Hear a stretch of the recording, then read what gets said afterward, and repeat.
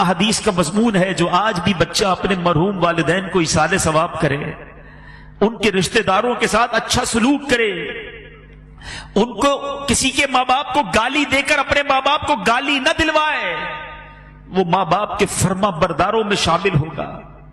لوگ اپنے ماں باپ کو گالیاں دلواتے ہیں، کیسے؟ صحابہ نے کہا حضور اپنے ماں باپ کو کون گالی دے سکتا ہے؟ اللہ کے حبیب نے فرمایا دوسرے کے ماں باپ کو گالی دیتے ہیں لوگ، پھر ان کے ماں باپ کو گالی دیتے ہیں۔ گالیاں دینے والوں ماں بہن کی گالیاں دیتے ہو، زبان لٹک نہیں جاتی؟ اس لیے دی اللہ نے زبان، اور پھر سامنے سے کیا ہوتا ہے؟ تمہاری ماں، تمہاری بہنوں، تمہارے والد کو گالیاں پڑتی ہیں، اچھا لگتا ہے؟ ارے ایسے کام کرو کہ لوگ کہیں ایسی اولاد ہے تو ماں باپ کیسے ہوں گے؟ اتنا پیارا بیٹا، ایسی پیاری اولاد، ان کے ماں باپ کو اللہ جنت نصیب کرے۔ ایسے کام کرو نا کہ ماں باپ کو قبر میں بھی رحمتیں اور دعائیں ملیں۔ اگر آج کوئی چاہتا ہے کہ اپنے ماں باپ کی روح کو خوش کر لے، خوب ایصال ثواب کرے، نفل نماز پڑھے تو ماں باپ کے نام پر ثواب بھیج دے، ذکر و اذکار کرے۔ ماں باپ کی بارگاہ میں نامہ اعمال پیش ہوتے ہیں، یاد رکھنا گناہ نہ کیا کرو۔ ہمارے گناہ جب ماں باپ کے پاس جاتے ہیں تو ماں باپ غمگین ہو جاتے ہیں۔ خوش نصیب ہے وہ ماں باپ جن کی اولاد نمازی ہے، عبادت گزار ہے، دین کا کام کرنے والے، صدقہ خیرات کرنے والے ہیں۔ جب ان کے پاس بچوں کے اعمال جاتے ہیں تو قبر میں خوش ہو جاتے ہیں۔ ابھی بھی دکھ پہنچاتے ہیں ماں باپ کو۔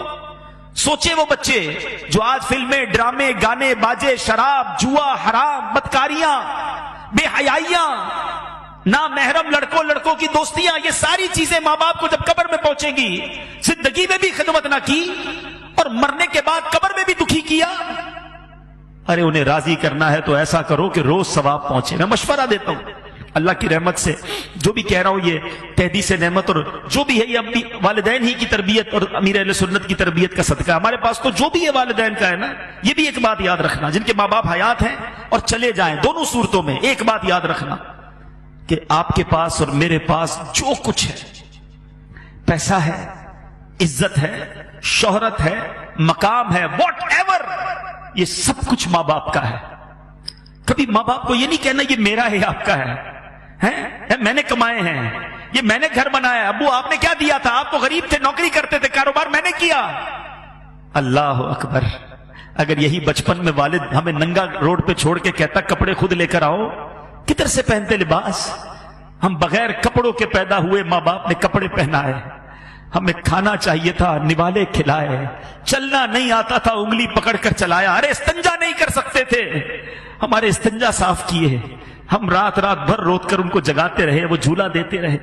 سوچو نا، اچھا کہتے گھر دلا تو دیا، ملازم تو دے دیے، مہینے کے پیسے بھی تو بھجوا دیتا ہوں، اب اور کیا چاہیے؟ ارے ماں باپ کو یہ نہیں چاہیے، ماں باپ کو آپ چاہیے، ماں باپ کو بیٹا چاہیے، ماں باپ کو بیٹی چاہیے، اس کے دو میٹھے بول چاہیے، اس کا پیار چاہیے، اس کی محبت چاہیے۔ وہ پیسے کے لیے جیے کب تھے؟ اور اب اگر وہ چلے گئے نا تو یہ مت سمجھنا یہ پیسہ میرا ہے، خدا کی قسم، خدا کی قسم تمہارے پیسے کا نصیب ہے۔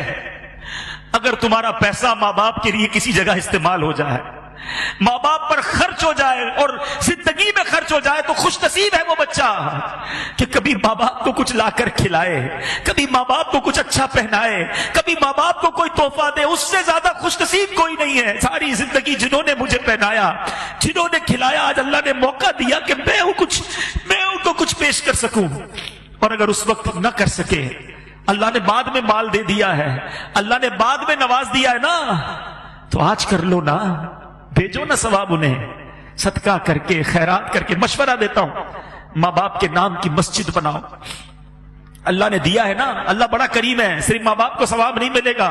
اللہ کے حبیب فرماتے ہیں جو اللہ کے لیے مسجد بناتا ہے اللہ اس کے لیے جنت میں گھر بناتا ہے۔ ماں باپ کو بھی ثواب ملے گا، تمہیں بھی جنت میں گھر مل جائے گا۔ اور ہم نکمے روز ثواب نہیں پہنچائیں گے، مسجد والے روز ثواب پہنچائیں گے۔ مجھے جب بھی فیضان جیلان دیکھتا ہوں، اس مسجد میں جب بھی آتا ہوں، مجھے سکون ہوتا ہے کہ انشاءاللہ یہاں ہونے والی ہر نماز میں میرے والد کو ثواب ملتا ہو، یہاں ہونے والے ہر اجتماع میں میرے والد کو، مجھے بڑی امید ہے، مجھے یاد ہے وہ سارے دن کہ اس مسجد میں کتنے نمازی تھے اور کس طرح ابو آتے تھے، کس طرح ہماری ہمتیں بڑھاتے تھے۔ مجھے ایک صاحب ملے، مرنے کے بعد بہت ساری باتیں پتہ چلتی، اسلم ڈیڈی ماشاءاللہ اس مسجد میں، وہ بھی ہمارے بہت اچھے ساتھیوں میں سے تھے، آج کل فیصلہ آباد میں ہے۔